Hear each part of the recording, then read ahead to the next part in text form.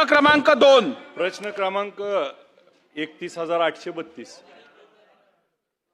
अध्यक्ष महोदय छापलं. अध्यक्ष महोदय, महात्मा ज्योतिबा फुले जन आरोग्य योजना व आयुष्यमान भारत योजना याच्यामध्ये होत असलेल्या अनेक आजारावरती त्या ठिकाणी सर्पदंशसारखा आजार मंत्री महोदय, ज्याला इंजेक्शन 40 ते 30 हजार रुपये किंमत आहे, त्यामुळं डॉक्टर त्या ठिकाणी घेत नाहीत आणि त्यांना पेशंटला दाखल करून घेत नाहीत. नंतर आत्महत्या ज्याची केलेली केस आहे त्याला देखील ह्या योजनेमध्ये समाविष्ट मंत्री महोदय होत नाही. मग अनेक त्या ठिकाणी अडचणी येतात. मग अपेंडिक्स सारखे नेत्र सर्जन किंवा छोट्या छोट्या शस्त्रक्रिया देखील आपल्या इथं करायच्या असतील तर OPD वरती त्या ठिकाणी प्रतीक्षा आहे आणि मग आपल्याला त्यामध्ये वेळ लागतो. आणि दुसऱ्या बाजूला आपण जे फक्त सरकारी रुग्णालयातच ह्या योजना चालत आहेत, मग खाजगी रुग्णालयात ह्या योजना चालल्या तर चांगल्या हॉस्पिटलमध्ये देखील याची सोय होईल. परंतु सोलापूरचा एक उदाहरणार्थ सांगतो. सोलापूरचे समन्वय म्हणून नागराज गुजरे म्हणून आहेत, तर ते हॉस्पिटलवाल्याकडनं 10 ते 15 हजार रुपये घेतल्याशिवाय त्या ठिकाणी त्यांना तुमची योजना चालवायची आहे तर एवढे पैसे दिल्याशिवाय त्या ठिकाणी हप्ता मागतात. तर माझी आपल्या या निमित्ताने विनंती आहे की या नागराज गुजरेला आज आपण तात्काळ निलंबित करावे.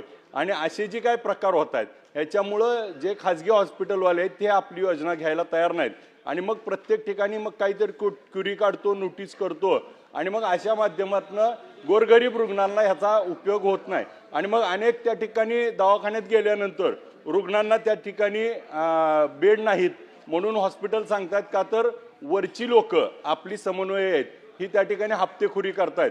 तर याला आपण निलंबित करणार का?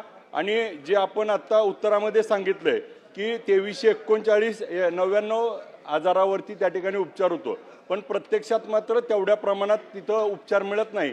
काही ठराविकच गोष्टीला उपचार होतो आणि बाकीच्या गोष्टीला रेफर केलं जातं, कारण आपल्याकडे ICUची सोय नाही, आपल्याकडे व्हेंटिलेटर नसतात. चला थोडक्यात विचारा. याच्यामध्ये आपण या अधिकाऱ्याला या समन्वयाला सस्पेंड करणार का?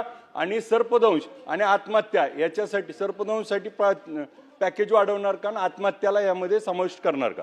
अध्यक्ष महोदय, सन्मान्य सदस्य अभिजित पाटील साहेबांनी महात्मा फुले आरोग्यदायी योजनेच्या एकूण कामकाजामध्ये विशेषतः सोलापूर जिल्ह्यातल्या डिस्ट्रिक्ट कोऑर्डिनेटरच्या संदर्भात तक्रार केली आहे.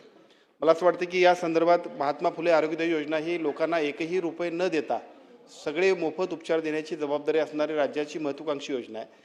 अशा योजनेमध्ये जो कोण चुकीचं काम करत असेल त्याच्यावरती तात्काळ कारवाई आम्ही करू. आजच्या आपल्या सूचनेप्रमाणे 1 आठवड्याभरामध्ये याची चौकशी करून तात्काळ आम्ही त्याचा चार्ज काढून घेऊ आम्ही आणि चौकशी बघून त्याच्यावरती कारवाई करू. ठीक आहे.